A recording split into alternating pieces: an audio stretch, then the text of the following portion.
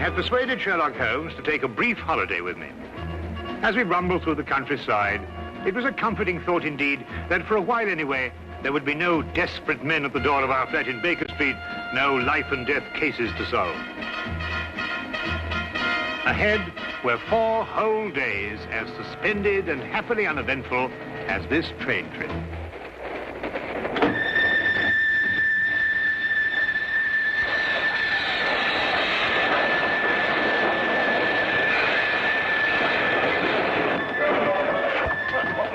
Hello, let's look. See anything? Not a thing. Well, I hope we haven't hit anything. We must be doing 30 miles an hour. Oh, we're doing more than that, I think, Watson. I thought you were asleep, Holmes. Well, not really. I was thinking about that Parkinson axe murder. You know, that unfortunate business in South Africa. And I was wondering... what? You are on holiday. Oh, yes. Yes, of course. Quite right, Watson. Quite right. Mr. Holmes? Yes, I'm Mr. Holmes. I thought I recognized your name on the reserve passenger list. Thought you might be able to help us. We seem to have had a sort of an accident. An accident or an incident? Well, I suppose you could call it an incident. But one of our passengers has disappeared. Disappeared? A boy. He was traveling with this young lady here. Paul is his name. Paul Windmaster. You must find him. I've heard you can do things like that, Mr. Holmes. Will you help me? There. I'm his governess. Well, I should never have taken my eyes off him for a minute. But I looked in on him after he went to bed and was fool enough to imagine that everything was all right. Do you think he might have been kidnapped? Oh, no, I'm sure Paul ran away. How will I ever be able to face his father? I think you'd better sit down, Miss... Kendall. Lydia Kendall. Miss Kendall, and tell us everything from the beginning. I'm sure we can be of help. Sit down. Thank you. Tell me, Miss Kendall, what happened that made the boy run away? Mr. Holmes, have you ever heard of Paul's father, Lance Windmaster? Oh, yes, Ripsaw Windmaster, the Canadian timber king. The papers call him that. As rough and strong a man as the trees he cuts down. Paul, not having a mother since the age of 2, has grown to be like him in many ways. Independent, wild. Believe me, I've had a full-time job. I can imagine. Mr. Windmaster never disciplined him. Was actually proud of Paul's spirit. Until one day, rather suddenly, it struck him that he was bringing the boy up improperly. You asked me what caused the boy to run away. It was just that. And yesterday, when I went out to fetch Paul, I began to see the first signs of what was about to happen.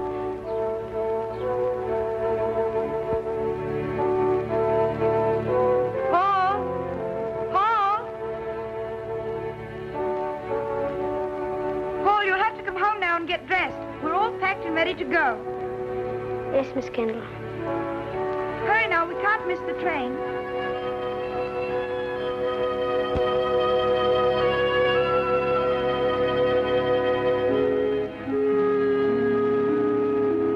Now, when you arrive at the school, you'll take the boy directly to the headmaster.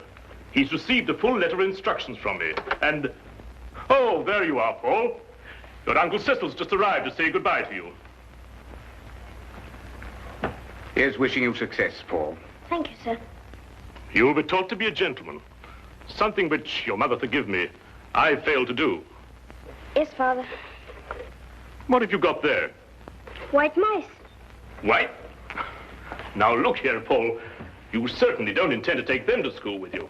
Well, I can't leave them here. Nobody would look after them. Now, that's foolish. Nobody really cares about white mice here, except me. Well, you can give them back to whoever gave you them. You mean Coco? Who? Coco the clown. I'm afraid I introduced him to Coco. The day I took him to the circus. They'd become rather good friends. Well, I couldn't give them back. He gave them to me as a gift. Paul, I don't care what you do with them, but you can take them with you, and that's final. All right.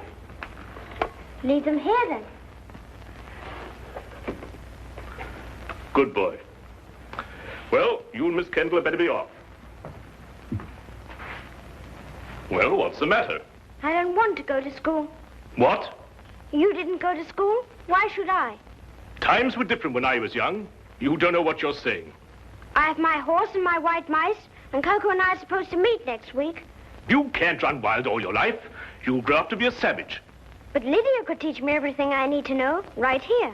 Miss Kendall isn't a teacher. She's a governess. She knows as much as anyone. Now listen to me, Paul. One day you'll come into possession of everything I own. This estate, my lumber mills, everything. When that day comes, I want you to be equipped to take over. Well, I don't have to go to school for that. And I don't have to wear a tie and jacket either. You'll wear a tie and jacket and you'll like it. And you're starting to school right now. Put me down! I don't want to go to school! I'll run away! Put me down! I'll run away! Well, Miss Kendall, are you coming? Put me down! Put me down! He boarded the train without further protest. The truth is, his attitude seemed to have undergone quite a change. By the time we started out, he behaved almost as if he were looking forward to going to school. But of course, the whole thing was a ruse to put me off my guard. You said before you saw the boy after he went to bed. Now, what time was that? About 8. And what time did you find that he was missing? About an hour later, I heard a thud coming from his compartment and went to investigate. His door was locked from the inside, and I had to get the conductor here to open it for me. How he got out, I don't know, but he was gone. And of course you searched the whole train after that. Oh, every inch of it with the conductor here. I decided to stop the train when we couldn't find him. Oh, conductor, I believe there's a steep gradient just a few miles beyond Darcy. Yes, there is. Now, how slowly would the train be going at that time, do you think? Oh, about 5 miles an hour. Very slowly, sir. Well, in that case, I suggest that we borrow a cart from a farmer in the vicinity of Darcy and go back and search that area. Yes, sir. I'll take care of it immediately, sir. What was the number of the boy's compartment? 37. Well, Dr. Watson and I'll take a look at it. No, there's no need for you to come with us. I think you better stay here and rest. Now, you mustn't worry. Small boys make a habit of disappearing and reappearing.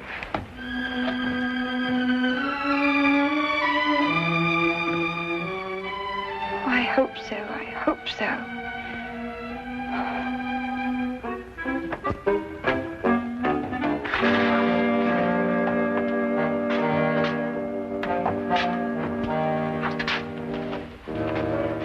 Well, you certainly simplified the search and narrowed down the area to Darcy. Here, Watson, give me a hand with this window, will you? Yes, sir. All the same, these train windows.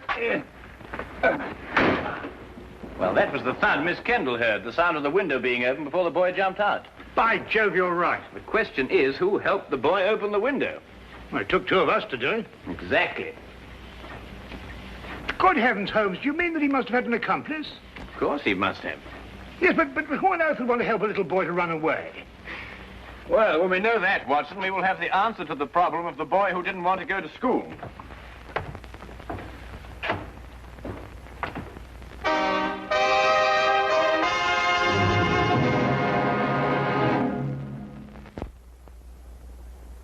And now we return to the case of the night train riddle. Taking Holmes' suggestion, we borrowed a cart and traced the rail line back to the upgrade near Darcy. We combed the area several times without uncovering a single clue. All of us were soon discouraged and ready to abandon the search. All of us, that is, except Holmes. We've been over this stretch 3 times already, Holmes. Yes, I know, but this is the only place where the boy could have jumped off. But we haven't got a shred of evidence, not a sight of anything, nothing at all. Look, what is it? A boy's cap. Miss Kendall, would you mind coming over here for a moment? Is that the boy's cap? Oh, yes, that's his. Then it has to be here. Look, over here.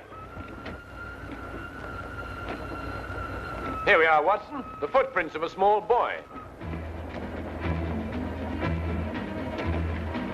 Holmes, look, another set. Must be the boy's accomplice. Ah, good work, Watson. They end here.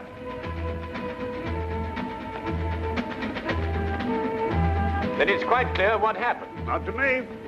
Well, they obviously boarded another train, a local, I imagine, traveling in the same direction as we were. We do pull alongside a local here, Mr. Holmes, the up train from Royal Minster. Well, how can they do that? Change trains in midstream, so to speak. Well, obviously, Watson, if both trains were traveling slowly enough. They do. It's possible, entirely possible, Mr. Holmes. Conductor, I think you'd better telegraph ahead and have them stop that train. Yes, sir. Do you think they'll find him, Mr. Holmes? Well, we are near enough to the truth, Miss Kendall, not to have to speculate anymore. We will soon know. We began a hasty return to the night express, aboard which we hoped to catch the local. Holmes insisted that time was of the utmost importance.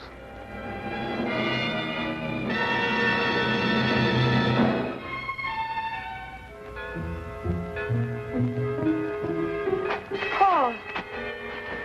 Pardon? I'm sorry. I thought to another boy. Perhaps the next compartment. Oh, this is the last one, miss. You held out so much hope, Mr. Holmes. How many stops did the train make before Darcy? 3, same as usual. Did you notice a boy get out at one of them? Not that I remember. There was a boy. I talked with him. He got off with his father at Manborough. Are you sure? Yes, there was that pair. Blimey, I clean forgot. What did the father look like? Medium-sized, grey hair, ordinary face. Wait, I noticed when I inspected his ticket there was something about his fingertips. They were red. Red? Yeah. I thought it was strange at the time. That's most observant of you, conductor. That proves it, Watson. Holmes, do you know who he is? Of course. Coco the Clown. Coco the Clown? He was the boy's friend. But more than that, there's the red fingertips. The significance of which completely escapes me.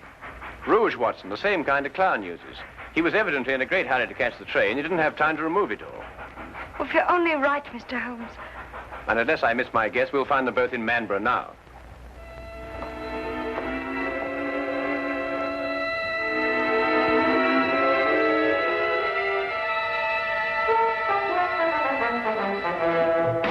Watson, Miss Kennedy is sending a wire to the headmaster of the school, telling him they've been delayed. As soon as she's finished, we can be off. What's the matter with you? You don't look like someone who wants to be taken to the circus.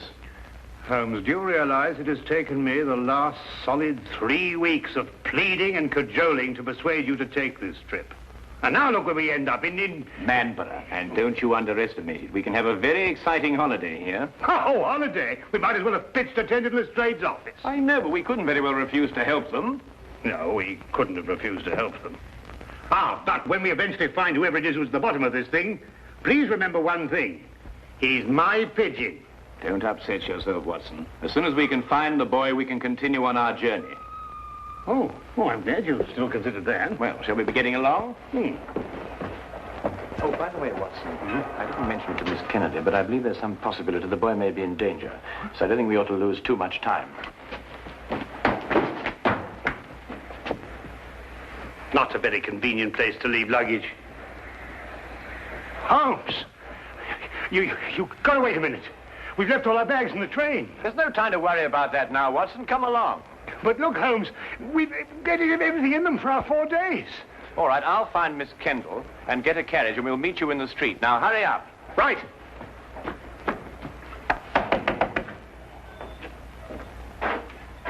Could you tell me if the night express has gone yet? He had to switch back to the main line. I wondered if it was still in the yard somewhere.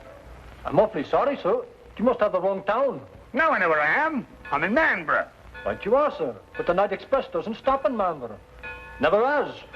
Except once. But confound it, man, I know it stops here. Oh, no, sir.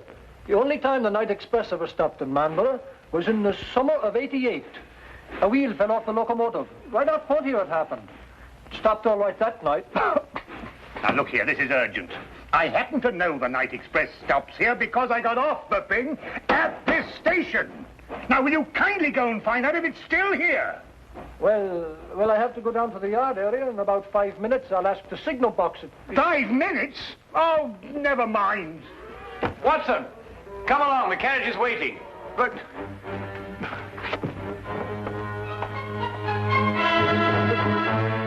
the luggage.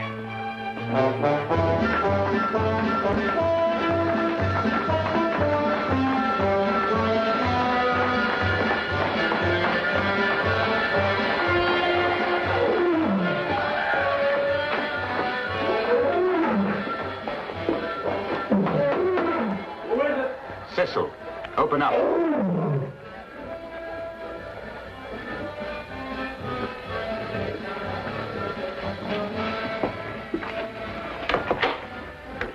it work? We jumped off, switched trains. Ta-da! Like a couple of acrobats. Where's the boy now?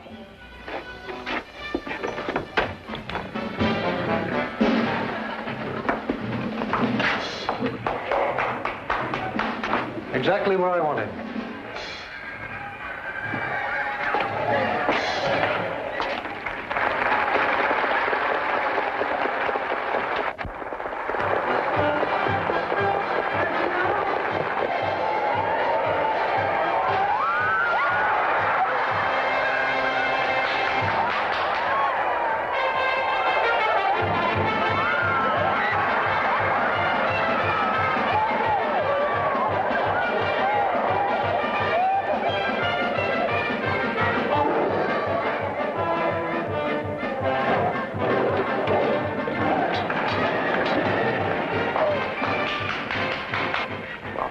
And get it over with. I was waiting for a down payment. How much? £100 should do it.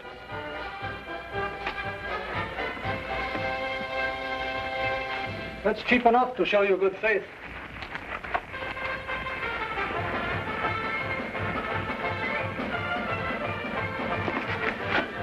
I'll expect the rest when I've finished.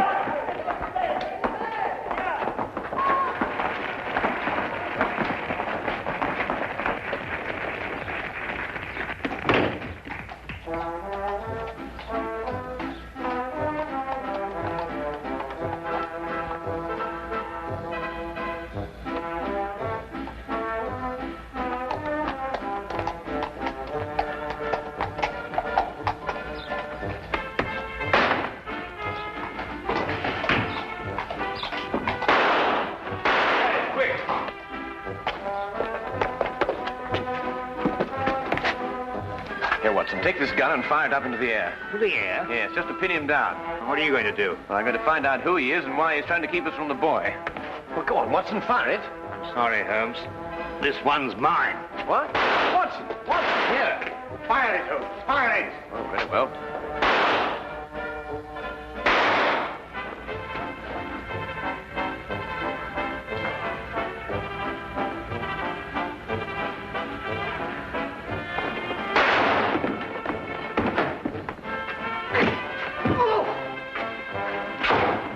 Come along, Miss Kendall. Watson, you're a fool to have taken such a risk. No, with you covering me, I couldn't miss. Get up.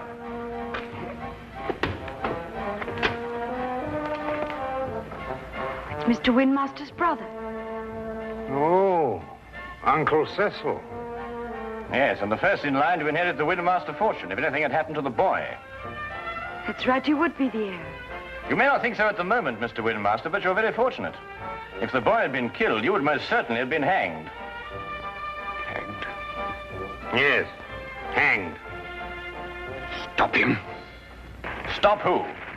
Coco, he's about to kill the boy. Push him off the catwalk backstage.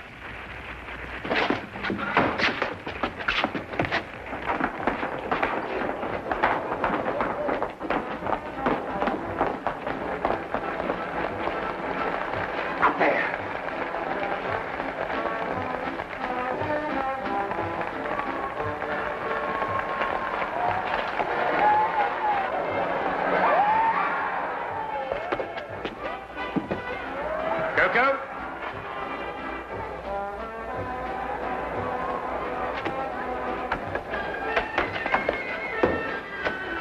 Don't come any closer. I'm coming down.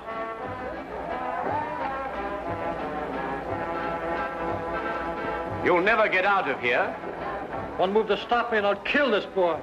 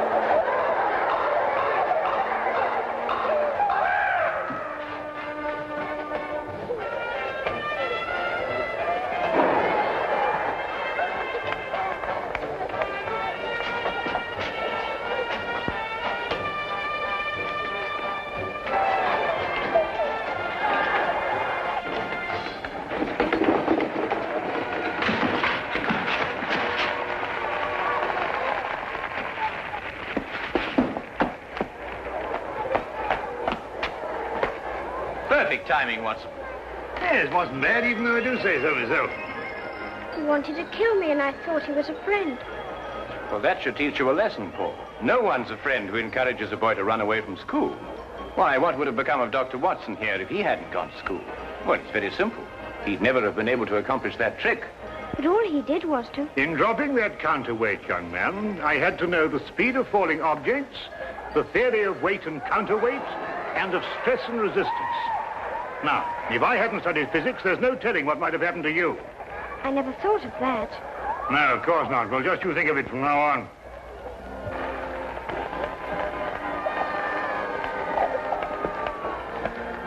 Watson, did you really have all that in mind when you pulled that rope? Oh, I would believe it, of course. Oh, did you? Uh-huh. Come on, you. And you.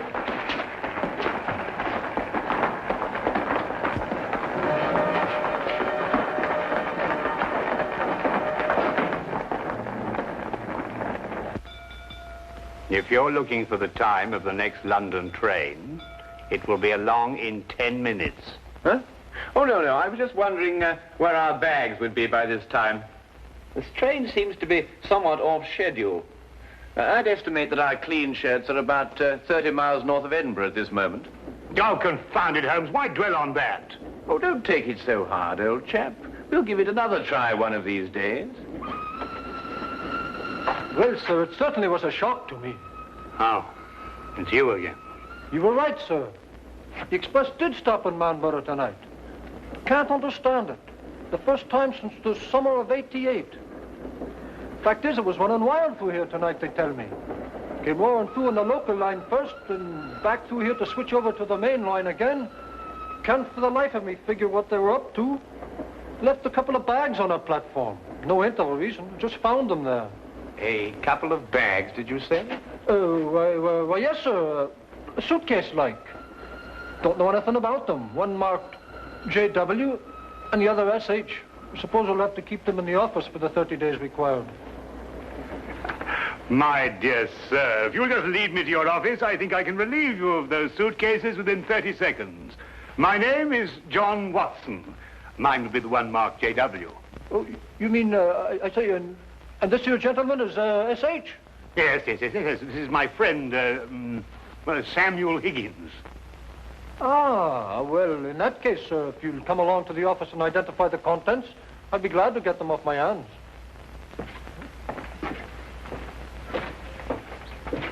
Samuel Higgins? Yes. You see, we have 3 whole days left. And I'm quite sure that nobody will want to interfere with the holiday of Samuel Higgins.